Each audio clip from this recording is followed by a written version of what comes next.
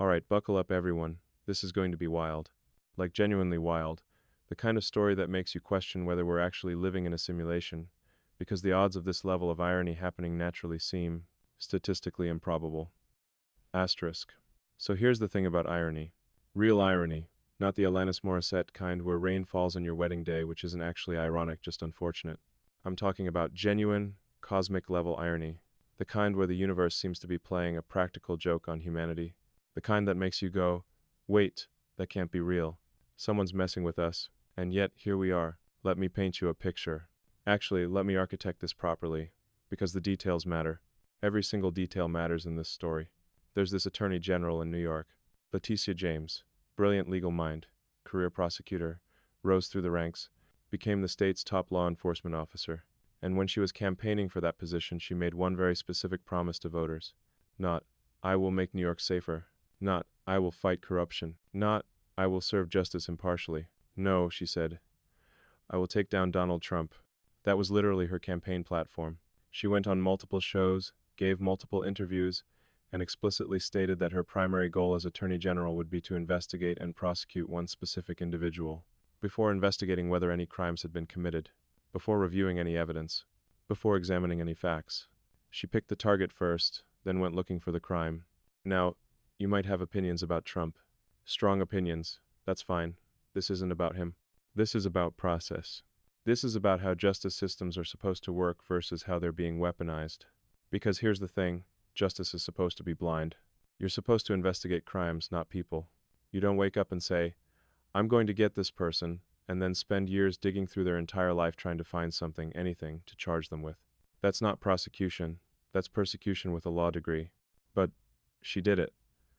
And she found something. Or rather, she created something. James prosecuted Trump for allegedly inflating property values on loan applications. Now, let's be clear about what this case actually was, because the details are important. Trump's organization submitted financial statements to banks for loans. These statements included property valuations. The banks, who employ entire teams of expert appraisers and risk analysts, because they really like getting their money back, reviewed these valuations. They did their own due diligence. They made their own assessments. And then they approved the loans. Every single loan was repaid, in full, with interest, on time. The banks were asked if they felt defrauded. They said no. They were satisfied customers. They had lent to Trump again. 0 complaints. There were no victims. But James found an obscure statute that had never been used in this way in the entire history of New York jurisprudence. A law so obscure that legal scholars were scratching their heads saying, wait, you can prosecute someone even when there are no victims? Even when the supposedly defrauded party says they weren't defrauded? She pioneered a novel legal theory. She became the first prosecutor in New York history to convict someone of fraud where the alleged victim says no fraud occurred. Love it or hate it, that was unprecedented. That was legal innovation. That was creative. And she won. Trump was found liable. Massive penalties. Exactly what she promised voters she'd deliver. Mission accomplished, right?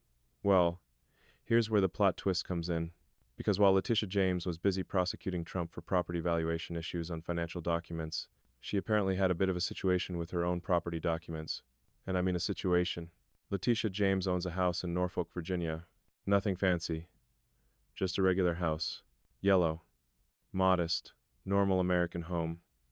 Except this house has generated 4 different legal documents. All signed by James herself. All describing the exact same property. All filed with different government agencies and private institutions.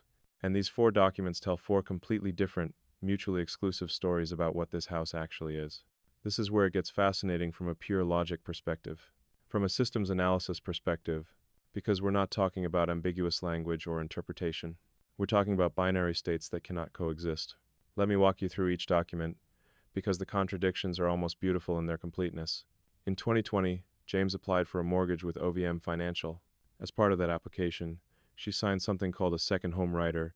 Now, if you're not familiar with mortgage paperwork, a second home rider is a very specific legal document. It's not complicated. It's not ambiguous. It states, under penalty of perjury, that you will occupy the home as a personal residence and will not rent it out to others. Why does this matter? Because banks offer different terms for different property types. A second home that you personally occupy is lower risk than a rental property. Rental properties have higher default rates. They require different insurance. They have different maintenance issues. So banks charge higher interest rates and require larger down payments for rental properties. By signing a second home rider, you're getting better loan terms, lower interest rate, better conditions. But you're swearing, legally, that you won't rent it out. This isn't a suggestion. It's a legally binding contract signed under penalty of perjury. James signed this document. Her signature is right there. She swore she would occupy it personally and not rent it out. Okay, document 1 established. Let's continue. Now we jump to her tax returns. Specifically, IRS Schedule E. If you're not familiar with tax forms, Schedule E is the specific form you file for rental properties. It's not for second homes you personally use. It's not for investment properties you're holding for appreciation. It's specifically for properties that generate rental income. On Schedule E, you report how much rent you collected, your expenses, depreciation, and you calculate your net rental income or loss. On her Schedule E, James listed the Norfolk property. She reported it as generating rental income. And here's the kicker. She listed 0 personal use days for this property. 0. Meaning, according to the IRS, she never personally used this home. It was purely a rental property generating income. Now, pause for a second. Think about what we have so far. To the bank. This is my second home. I will personally occupy it. I will not rent it out. To the IRS. This is a rental property. It generates rental income. I never personally use it. These statements cannot both be true. It's physically impossible. It's like claiming you were simultaneously in New York and California at the same exact moment. The laws of physics prevent it. Either she lied to the bank to get better loan terms, or she lied to the IRS about rental income. One of these is definitionally fraud. There's no gray area here. But wait, we're not done. We have 2 more documents. On her insurance forms for this property, James described it as owner-occupied residential property. Owner, occupied, meaning she, the owner, occupies it, lives there, resides in it, not a rental, not a second home she visits occasionally. Owner-occupied primary or secondary residence. So now we have bank, second home I personally use, IRS, rental property I never personally use, insurance, owner-occupied residence. 3 different stories, 3 different legal designation, all for the same house, all signed by the same person. Surely that's it, right? No, there's one more. As a high-ranking state official, James is required to file financial disclosure forms with New York State. These forms require you to list your assets, including real estate, and categorize them appropriately. On these mandatory disclosure forms, James listed the Norfolk property as an investment property, not a second home, not a rental, not owner, occupied, an investment property. So, our final tally, 1. Bank mortgage application, second home, personally occupied 2. IRS tax returns, rental property generating income 3. Insurance application, owner, occupied residence 4. State financial disclosure, investment property, 4 legal document, 4 different designation, 1 house. According to fraud investigators who've analyzed this, and these are people who investigate financial fraud for a living, at least 2 of these sworn statements are criminally false. They cannot all be true. It's not interpretation. It's not a matter of perspective. It's binary logic. But wait, it gets worse. Because we haven't even gotten to the most bizarre part yet. Remember those New York State financial disclosure forms where she called the property an investment property? Well, those forms also require you to list the property's value and any mortgages against it. James reported that the Norfolk property was worth between $100,000 and $150,000. That's reasonable. Norfolk, Virginia, not a high-cost area, not Manhattan. A modest home in Virginia for around $100 kelvins minus $150 kelvins makes perfect sense. But then, on those same disclosure forms, she also reported mortgages totaling between $250,000 and $400,000 on this property. Let's do the math on this, because I genuinely enjoy when numbers reveal truth. If the property is worth $150,000 at the high end, and the mortgages total $250,000 at the low end, that's a loan-to-value ratio of 167%. If we use the extremes, property worth $100,000, mortgages totaling $400,000, that's a loan-to-value ratio of 400%. 400%. Let me explain why this is completely insane from a banking perspective. Banks are not charities. Banks are not in the business of losing money. Banks employ armies of risk analysts, underwriters, appraisers, and actuaries whose entire job is to make sure the bank doesn't lend more than it can recover if the borrower defaults. Standard conventional mortgages max out at 80% loan-to-value.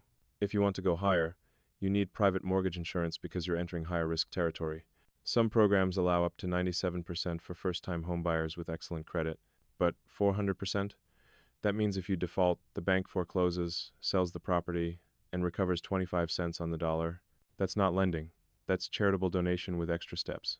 No legitimate bank would ever issue loans at 400% of a property's value unless they were fundamentally deceived about what they're actually lending against. Unless they thought they were secured by something much more valuable. Unless the application documents showed something completely different. So the question becomes, where are these massive mortgages? Here's where it gets truly strange. When fraud investigators pulled the actual title report for the Norfolk, Virginia property, and this is public record, anyone can access property title reports, they found something peculiar. Those mortgages that James disclosed on her New York State forms, the ones totaling $250,000 to $400,000, the ones that create an impossible loan-to-value ratio, they're not there. They don't exist in the public records for the Virginia property. They're not recorded on the title. Now, when you get a mortgage, it gets recorded. That's how the system works. The bank files a lien against your property. It shows up on the title report. It's public record. This protects the bank's interest in the property. So when you pull the title report on James's Norfolk home, what do you find? That original 2020 OVM financial mortgage. The one for approximately $109,600. The one attached to that signed second home rider that explicitly prohibits using the property as a rental. That's it. That's the only mortgage recorded on the property title. So where are these other massive mortgages she disclosed to New York State? The ones that total potentially $400,000? Why aren't they recorded on the property? And why would she disclose mortgages to the state that don't appear in public records, while the actual mortgage that is recorded, the one with the no rental restriction, isn't prominently featured in her state disclosures? This is where you start asking questions about intent, about what someone might be, because from a pure logic standpoint, you're hiding the mortgage with the rental restriction while disclosing mortgages that would be more consistent with owning a rental property, even though those mortgages apparently don't exist on the actual title. Why would you do that? This is, hands down, my favorite part of this entire saga, because this is where the legacy media, in their desperate attempt to defend Letitia James, accidentally provided the evidence that may seal her fate. 2 days after the Trump indictment came down, the New York Times published a profile piece on Letitia James, and I mean a Times puff piece asterisk. This wasn't journalism, this was hagiography. The writing was so syrupy, so fawning, so uncritically adoring, that it read like a children's bedtime story. The small, modest yellow house at the center of the firestorm. I'm not exaggerating, that's the actual tone they used. The article was clearly designed to humanize James, to make her sympathetic, to portray her as this noble public servant being unfairly attacked by the big bad Trump supporters. And in their eagerness to paint this sympathetic portrait, they included this detail. James allows her great niece to live in the Norfolk house rent-free with her children. Isn't that wonderful? Isn't she such a kind, family-oriented person, providing shelter to family members in need? Aw, heartwarming, except the New York Times just confessed to the fraud. Let me walk you through why this single phrase destroys every possible defense. If the great niece lives there rent-free, as the Times explicitly stated, 1. James lied on her IRS Schedule E forms by claiming the property generated rental income. If nobody's paying rent, there's no rental income. That's tax fraud. 2. James violated her second home rider with the bank by allowing someone else to live in the property. The rider explicitly states she will personally occupy it and not let others live there. That's bank fraud. If James collected rent from the great niece but didn't report it, that's also tax fraud. All rental income must be reported to the IRS. If James collected any rent at all from anyone, she violated the sworn second home rider, which explicitly prohibits renting the property. That's bank fraud because she obtained more favorable loan terms under false pretenses. Do you see the problem? The New York Times thought they were writing a puff piece. They thought they were making James look good. Look at this generous woman helping her family. Instead, they closed off every possible escape route. They eliminated every plausible defense. They inadvertently confirmed that at least one, and likely multiple, instances of fraud occurred. This is what happens when activists masquerading as journalists try to run defense for their political allies. They're so eager to help that they don't think through the implications of what they're publishing. The Times article wasn't journalism. It was damage control. Except the damage control became a confession. It's honestly impressive. In their desperation to save her, they buried her. Let me bring this full circle now, because the poetry of this situation is just asterisk, magnificent asterisk. The universe's sense of humor is on full display here. Letitia James built her entire career, her entire political brand, on one mission: prosecuting Donald Trump for financial document fraud. Specifically, she prosecuted him for allegedly misrepresenting property values on financial documents submitted to banks. The banks involved? No complaints. No victims. All loans repaid in full, with interest, on time. The supposedly defrauded institutions said they weren't defrauded and would do business with Trump again. And yet James pioneered a novel legal theory to convict him anyway, becoming the first prosecutor in New York history to secure a fraud conviction where the alleged victim says no fraud occurred.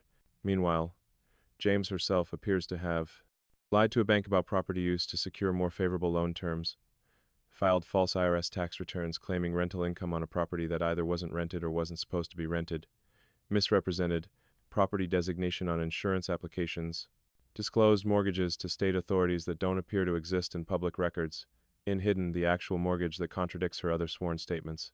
This isn't speculation. This isn't political spin. These are her signatures on legal documents, her sworn statements made under penalty of perjury, her IRS filings. Public property records.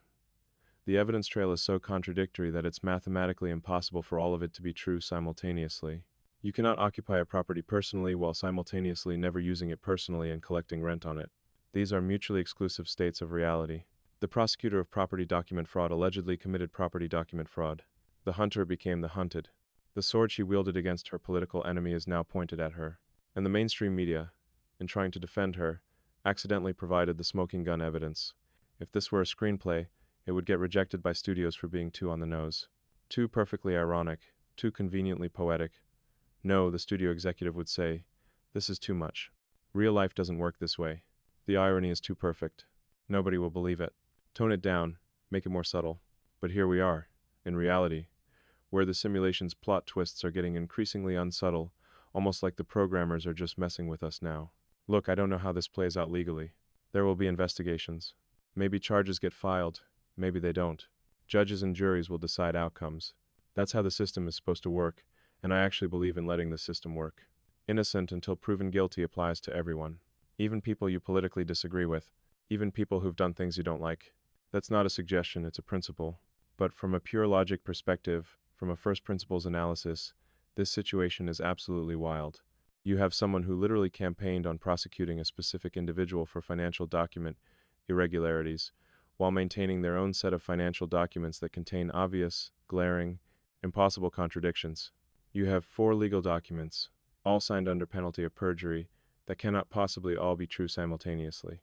You have mortgages disclosed to the state that don't exist in public records, and actual mortgages that exist in public records but aren't properly disclosed. You have the newspaper of record accidentally confirming the fraud while trying to prevent people from believing the fraud occurred. From a systems analysis perspective, this is what failure looks like. This is what happens when institutions become weaponized for political purposes rather than serving their intended function. Here's what actually bothers me about this whole situation, and it's not about Trump or James specifically. It's about the principle. The weaponization of legal systems is dangerous. When prosecutors campaign on promises to get specific individuals before investigating whether crimes occurred, that fundamentally breaks the justice system. Justice is supposed to be blind. Lady Justice wears a blindfold for a reason. You're supposed to investigate crimes, not people. You're supposed to follow evidence, wherever it leads, not decide who you want to prosecute, and then go hunting for something to charge them with. When you flip that script, when you target the person first and search for crimes second, you're not doing justice. You're doing something else. Something darker. Something that historically doesn't end well. And when the person doing that targeting turns out to have allegedly committed the exact type of fraud they were prosecuting others for, that's not just irony. That's a legitimacy crisis. It erodes trust in institutions. It makes people cynical. It makes them believe the rules only apply to some people based on their political affiliation or usefulness to the current power structure. It makes people think the system is rigged. And you know what? When prosecutors campaign on targeting specific individuals and then their own financial documents show apparent fraud, maybe the system is a little bit rigged. This isn't about left or right. This isn't about Democrat or Republican. This is about whether we have a functional justice system based on equal application of law, or whether we have a two-tiered system where your political connections determine whether rules apply to you. When institutions become political weapons, they lose legitimacy. When prosecutors become activists with badges, justice becomes optional. When the media becomes defense attorneys for one political side instead of neutral investigators of truth, nobody knows what to believe anymore. And that's dangerous. That's civilization threatening. Because societies only function when people broadly agree that institutions are legitimate and rules apply equally. Truth, as they say, is stranger than fiction. Because fiction has to make sense. Fiction has to follow narrative logic. Fiction has to be believable. Reality just has to exist. This story has everything. 4 contradictory legal documents, all signed by the same person, mortgages that exceed property value by 400%, mortgages disclosed to authorities that don't exist in public records, a major newspaper accidentally confessing to fraud while trying to prevent people from believing fraud occurred. The prosecutor of property document fraud allegedly committing property document fraud. Perfect, cosmic level irony that makes you question whether reality is just trolling us at this point.